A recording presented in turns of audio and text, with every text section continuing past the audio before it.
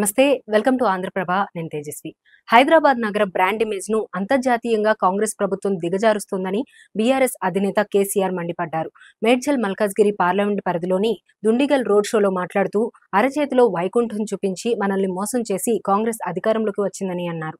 Congress party 6 గ్యారంటీలు 420 హామీలు ఇచ్చిందని, ఒక్క ఉచిత బస్సు మినహా ఏది కూడా నెరవేర్చలేదని మండిపడ్డారు. 5 నెలల్లోనే రాష్ట్రం ఇంత ఆగమాగం ఎందుకయిందని, తలా తోక లేకుండా ఈ ప్రభుత్వం అనేక రకాలుగా తెలంగాణను నష్టపరుస్తుందని మండిపడ్డారు. కరెంటు కోతల కారణంగా హైదరాబాద్ లో పరిశ్రమలు వెళ్లిపోయాయని, ఐటీ దెబ్బతినే పరిస్థితులు ఉన్నాయని ఆవేదన వ్యక్తం చేశారు. హైదరాబాద్ నగరం బ్రాండ్ ఇమేజ్ అంతర్జాతీయంగా పడగొట్టే దుర్మార్గ చర్యలకు ఈ కాంగ్రెస్ ప్రభుత్వం పాల్పడుతుంది. పరిశ్రమలు తరలిపోతున్నాయి. ఐటీ రంగం కుదేలవుతుంది. నేను ముఖ్యమంత్రిగా ఉండే రోజు పవర్ ఐలాండ్ గా మార్చాను. న్యూయార్క్ లో, లండన్ లో కరెంటు పోయినా హైదరాబాద్ లో కరెంటు పోకుండా చేశాను. రాష్ట్రంలో అన్ని జనరేటింగ్ స్టేషన్లలో నేషనల్ గ్రిడ్ లో లింక్ చేశాం.